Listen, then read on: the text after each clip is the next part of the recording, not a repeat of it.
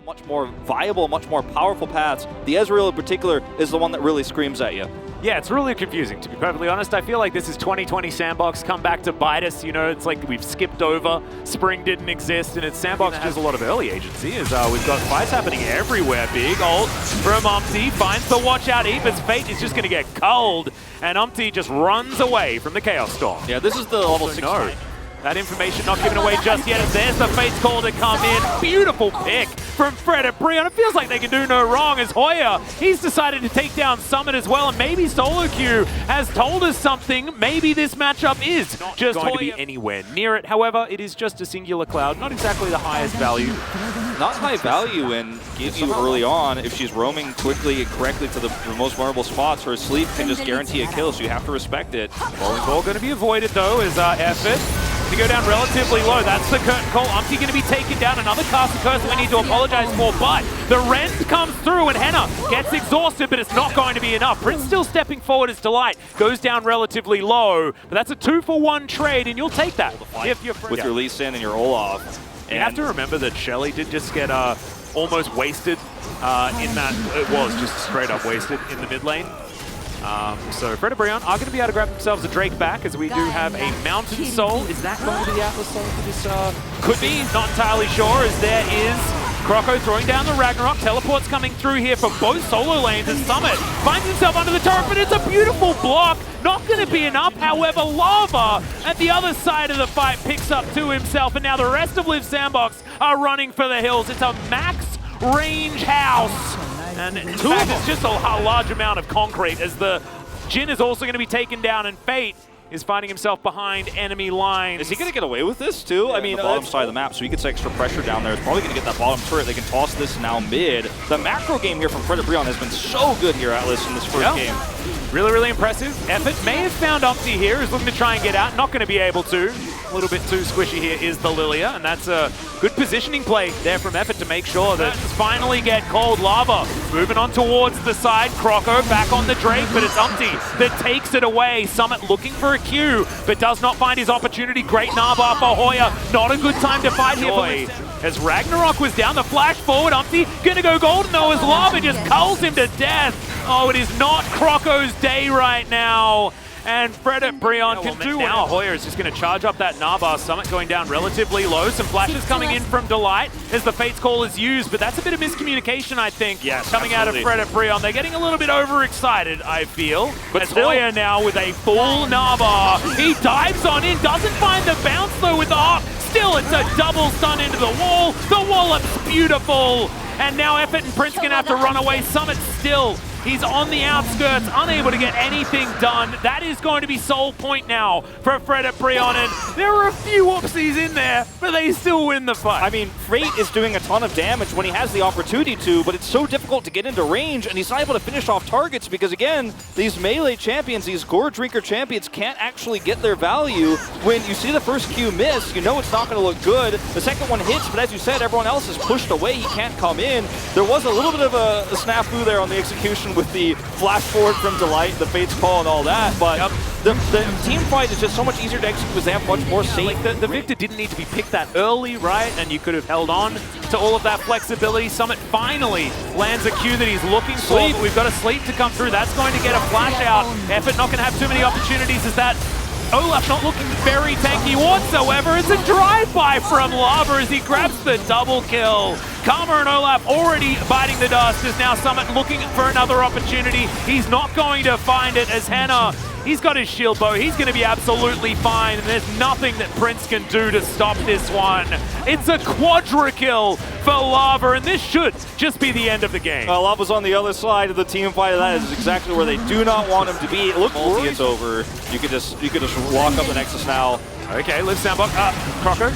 I thought he was going to go in and then decided to go out. Now Hoya's Mega Gnar, and they do not want to fight. There's the Ragnarok, popped at just the right time. However, it's not going to be offensively powerful. It's not really going to do anything as the flash out gets effort to safety, but how safe is the rest of the team?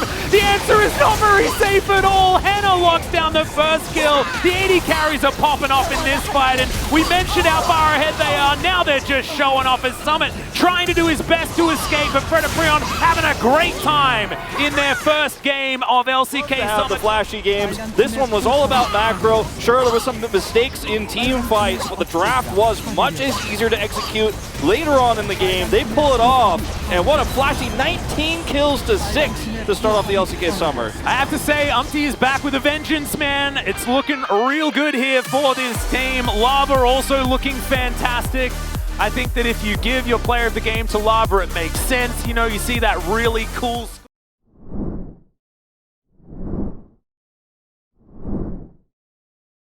Not with a massive lead. Yeah, sure, they still have the Gnar to set up for some teamfight engages, but otherwise their composition falls off big time in terms of what it can do in a late game fight. So I feel like this has to be another early game lead, but an even stronger one for them than we saw. This is really aggressive too from Prince and Effort. Yeah, moving all the way up. All right, Delight looking for it. Grand entrance. Now the Devour's on cooldown. The flash out. The kick is going to connect. Q lands as well as in goes Umpty. Waits for the perfect timing. And he's going to be able to lock down that first. Hoya's having the worst time, Wolf. This is not what you want. His bar is almost ready. Yeah, well, he might be able to get something done, as Summit may have started this a little bit earlier than he wanted to. There's a teleport. I don't think they can get anything out of this. Yep, Gnar into the wall there as he manages to grab the solo kill. In goes Lava as well. They'll trade 1-for-1 any day of the week. Now Lava might actually have died here, as now he's looking to try and get himself out. Shuriken backflip just to create some distance. Effort in the area. Flash still available here from Lava. Does end up flashing his double flashes for Liiv SANDBOX. They're not letting him get away, and he's not going to. Fate locks down that kill. It's now 2 for 2. It's 2 for 2. It's not enough of a lead here for Fredit BRION. Unfortunately, it was ganking, of course, as we can see on our screen. Liiv SANDBOX definitely ready for it, but Summit's underneath the turret now, just gets the solo kill. He is going to be taken down as the equalizer has to be walked down. Lava comes on in to save Umpty, but it's a much longer lane to hang out in.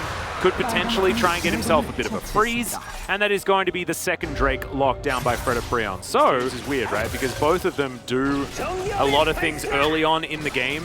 The amount of damage that Liiv SANDBOX has and the ease of execution, though, for the comp is pretty ridiculous, as that is going to be Umpty going in once again. The grand entrance is fantastic, and the perfect execution is exactly that. They just put Summit back. Hoya comes on in. It's once again Summit making some odd choices. However, there is a Devour available, as Delight now looking for something. That shot blast was absolutely massive. It's now augmented by the equalizer as Renekton takes down the Rakan. Hoya now looks for the wallet, finds it onto Effort there, as maybe he's going to be the kill, but it's a double in the meantime. Lava popping off, and right into the open arms of Hoya goes the Renekton. And I don't know where Fredit BRION find these fights, but it's Lava, man. It shouldn't have happened. He finds flanks and he just murders people. He certainly does, and this should not have happened this way. Summit are kicking themselves for this one. Well, another equalizer. Hoya forced to walk up the red carpet. Does have the Mega Gnar. Stun into the wall is there. Teleport to come forward, and Fredit BRION still need to escape as Hannah possibly in trouble, but there goes the quickness. Umpty just executes the Tahm Kench, and Fredit BRION once again finding the team fight. Execution onto Summit, and Fate again. One crocodile against the world. That's the ace. That should be Baron. Yeah, it absolutely will be Atlas here. And this is the thing, like, if you're going to execute this comp so poorly, then who cares about the 1,600 gold lead you had? Is Lava invisible on the screens of Liiv SANDBOX? However, Croco's not going to be anywhere near this pit. And Liiv SANDBOX are just going to give this one up. Hoya's just having a great time. Sets up the Mega Gnar. Walks out of the way of the Deadly Flourish. Maybe we should call it engage. Like, a lot of the damage you want to put off is blocked by minions. I mean, look at Summit. He's got to like go into melee for him here to try to trade against Hoya. Can't do a whole lot here. Yeah. I mean, look, he might actually die. And also, because they're so indecisive, they lose even more, right? Because they're not pulling any sort of trigger.